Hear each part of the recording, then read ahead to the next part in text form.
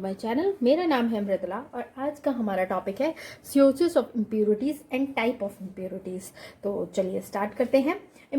Impurities जो होती हैं वो सब्सटेंसेस होती हैं जो किसी दूसरे सब्सटेंस में स्मॉल अमाउंट में प्रेजेंट होती है और उस सब्सटेंस की जो क्वांटिटी होती है वो अनएक्सेप्टेबल कर देती है या फिर उसको डर्टी कर देती है।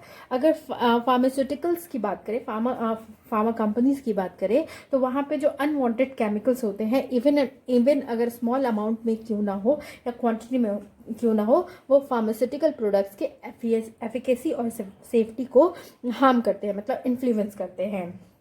ठीक है, तो इम्प्योरिटी बेसिकली ये होता है। अब देखते हैं कितने टाइप्स ऑफ इम्प्योरिटी होते हैं।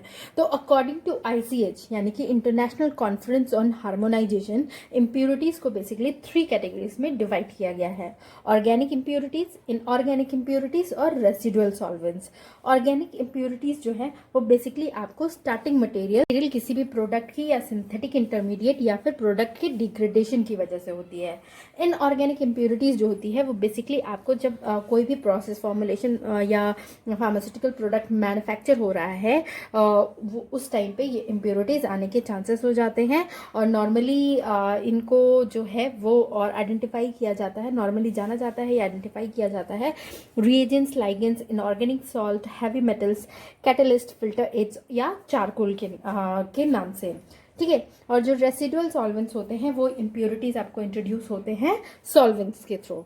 ठीक है, अब हम देखेंगे कि ये इम्प्योरिटीज़ के किसी भी फार्मास्यूटिकल कंपनी में सोर्सेज क्या क्या होते हैं। तो जो इम्प्योरिटीज़ के आपके अलग अलग सोर्सेज होते हैं जिसको कि हमने कैटेगराइज किया है। पहला है रॉ मटेरियल, सेकंड है आपका मेथड ऑफ मैन्युफैक्चरिंग जिसमें कि आपका आता है रिएजेंट्स की वजह से, इंटरमीडिएट प्रोडक्ट्स की वजह से, या फिर रिएजेंट्स जो कि इम्प्योरिटी को एलिमिनेट करते हैं उनकी वजह से सॉल्वेंट हम यूज़ करते हैं, या फिर एटमॉस्फेयर की वजह से इम्प्योरिटी आती है। थर्ड कैटेगरी में है जिसमें है कि मैन्युफैक्चरिंग हजार्ड्स। इसमें बेसिकली आपकी आती है मैटर की वजह से कंटामिनेशन, क्रॉस कंटामिनेशन, या फिर माइक्रोब्स की वजह से कंटामिनेशन, या फिर मैन्युफैक्चरिंग प्रोसेस के टाइम पे एरर की वजह से, या स्टोरेज या पैकिंग के टाइम एरर की वजह से। फोर्थ है आपकी इंस्टेबिलिटी ऑफ प्रोडक्ट। इसमें आपकी बेसिकली इम्प्योरिटीज़ होती हैं chemical इंस्टेबिलिटीज़, physical इंस्टेबिलिटीज़, reaction with container या फिर टेम्परेचर। तो चलिए इन फैक्टर्स को हम थोड़ा डिटेल में देखते हैं। रॉ मटेरियल, जैसा कि किसी भी प्रोडक्ट का जो इनिशियल, जिससे कि हम किसी भी प्रोडक्ट को बनाते हैं, वो आपका रॉ मटेरियल कहलाता है। ठीक है, तो रॉ मटेरियल जो होता है वो बेसिकली आप चूँकि उससे इनिशियल आपका प्रोडक्ट बना है तो वो आपके फाइनल प्रोडक्ट में अवेलेबल होता है एज अ इम्प्योरिटी, जिससे कि हम उस सब्सटेंस को हमने प्रिपेयर किया है।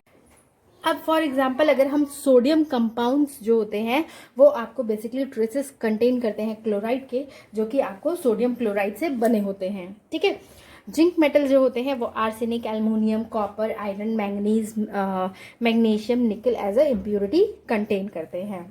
सेकेंड हमने देखा था मेथड ऑफ मैन्युफैक्चर। तो जो प्रोसेस या मेथड जिससे कि हम कोई भी प्रोडक्ट बनाते हैं, मतलब रॉ मटेरियल से फाइनल प्रोडक्ट तक वो कन्वर्ट होता है, वो आपको न्यू इम्प्योरिटीज़ जो है इंट्रोड्यूस करता है फाइनल प्रोडक्ट में, क्योंकि या तो रिएजेंट्स जो हो वो प्योर ना हो, कैटलिस्ट की वजह से या सॉल्वेंट्स की वजह से, या वेसल्स रिएक्ट हो जाते हैं, या फिर रिएक्शन इंटरमीडिएट्स बन जाते हैं अलग अलग स्टेजेस पे। तो सबसे पहले है रिएजेंट्स।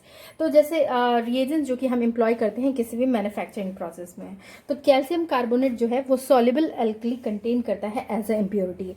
वैसे ही अनायन जैसे कि क्लोराइड और सल्फेट जो होते हैं वो कॉमन इम्प्योरिटी होते हैं बहुत सारे सब्सटेंसेस में, क्योंकि हम हाइड्रोक्लोरिक एसिड या सल्फ्यूरिक एसिड यूज़ करते हैं अपने प्रोसेसेस में।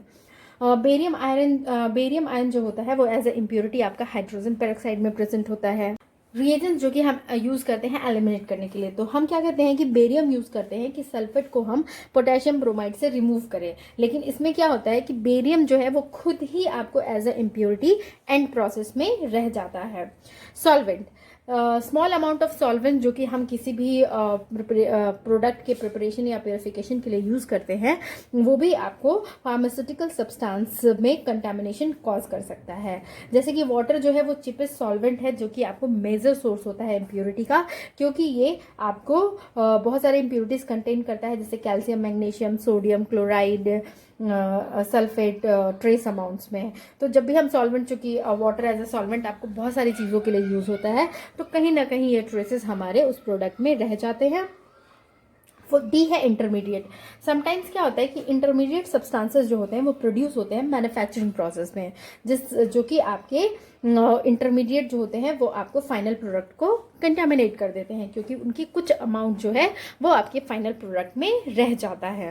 इसके एग्जाम्पल में अगर हम देखेंगे तो सोडियम ब्रोमाइड जो है, ये सोडियम ब्रोमाइड जो है वो हमें मिलता है, सोडियम ब्रोमाइड जो है वो हमें मिलता है आपके सोडियम हाइड्रोक्साइड और बेरियम के जो कि थोड़ा स्लाइट एक्सेस में होगा उसके रिएक्शंस की वजह से। तो कभी कभी ये sodium bromide as a impurity हमारा फाइनल प्रोडक्ट में रह जाता है। एटमॉस्फेरिक कंटामिनेशन, तो एटमॉस्फेयर जो है उसके अंदर आपका डस्ट होता है, जैसे कि aluminium oxide, sulphur, silica, soot etcetera, और कुछ गैसेस जैसे कि carbon dioxide, sulphur dioxide, arsine और हाइड्रोजन सल्फाइड। तो ये जो होते हैं आपको फाइनल प्रोडक्ट को कंटामिनेट कर देते हैं मैन्युफैक्चरिंग प्रोसेस के टाइम। ठीक है, जैसे कि सोडियम हाइड्रोक्साइड जो है वो ईजिली आपका एब्जॉर्ब हो जाता है, एब्जॉर्ब कर लेता है एटमॉस्फेरिक कार्बन डाइऑक्साइड जब उसको आप एटमॉस्फेयर के अंदर एक्सपोज करते हैं। ठीक है, थर्ड है आपका मैन्युफैक्चरिंग हजार्ड्स। तो जो मैन्युफैक्चरर होता है वो आपको अगर इम्प्योरिटीज़ को कंट्रोल या चेक नहीं करता है मैन्युफैक्चरिंग प्रोसेस के टाइम पे, या फिर रॉ मटेरियल को नहीं चेक करता है, तो वहाँ कुछ मैन्युफैक्चरिंग हजार्ड्स हो सकते हैं जिसकी वजह से प्रोडक्ट कंटामिनेट हो सकता है। किसी भी फाइनल प्रोडक्ट में अनवांटेड पार्टिकुलेट मैटर जो होते हैं वो अराइज हो जाते हैं due to accidental introduction of dirt, glass, porcelain, plastic, metallic fragments, sieves के टाइम, या फिर ग्रेनुलेशन के टाइम, टैबलेटिंग के टाइम, या फिलिंग मशीन के थ्रू, या फिर प्रोडक्ट कंटेनर की वजह से। फिर है cross contamination of the product. क्या होता है कि जब एयरबोर्न डस्ट पार्टिकल्स जो होते हैं वो आपके पाउडर, ग्रैन्यूल्स या टैबलेट्स जब आप बल्क में हैंडल कर रहे होते हो, तो उस टाइम पे वो एयर के साथ मिक्स हो जाते हैं। तो जब दो या दो से ज़्यादा प्रोडक्ट जो होते हैं वो एक टाइम पे मैन्युफैक्चर हो रहे हो, तो ये क्रॉस कंटामिनेशन के चांसेस हो सकते हैं। मतलब कि वन सब्सटेंस के जो पाउडर है वो सेकंड प्रोडक्ट के पाउडर के साथ मिक्स हो सकता है।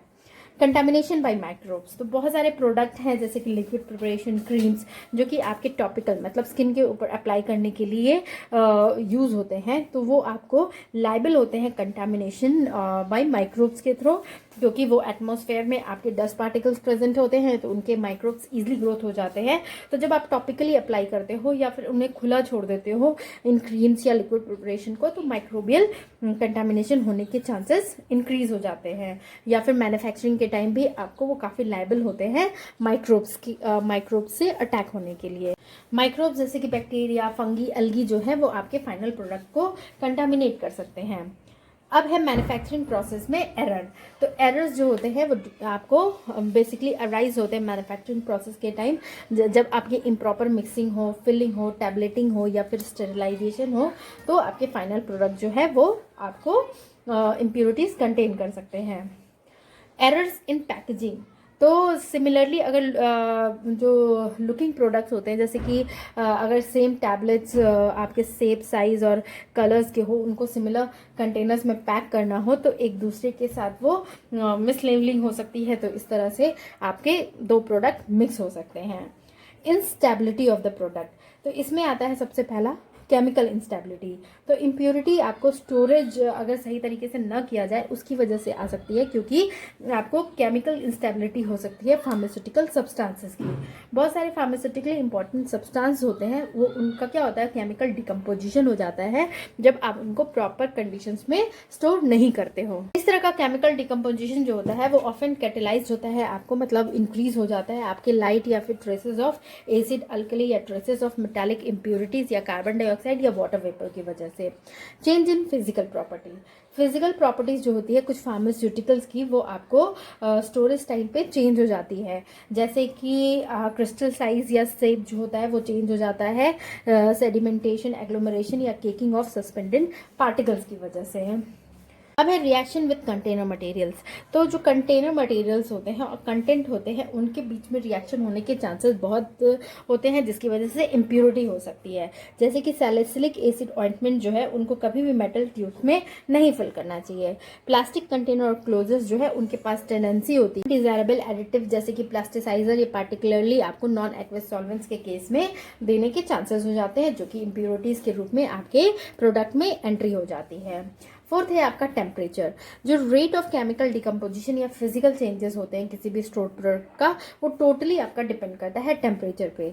जो टेम्परेचर सेंसिटिव सब्सटेंसेस होते हैं उनके स्टोरेज के लिए काफ़ी आपके पैरामीटर्स दिए होते हैं। उनको अगर हम अनडिजायरेबल एटमॉस्फेयर में स्टोर करते हैं तो उनका डिकम्पोजिशन स्टार्ट हो जाता है, या तो केमिकल डिकम्पोजिशन होगा या तो फिर फिजिकल डिकम्पोजिशन होने लगता है।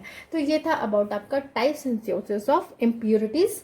अगर आपको मेरा ये वीडियो पसंद आए तो प्लीज़ इसे लाइक शेयर और कमेंट करें। Thank you for watching.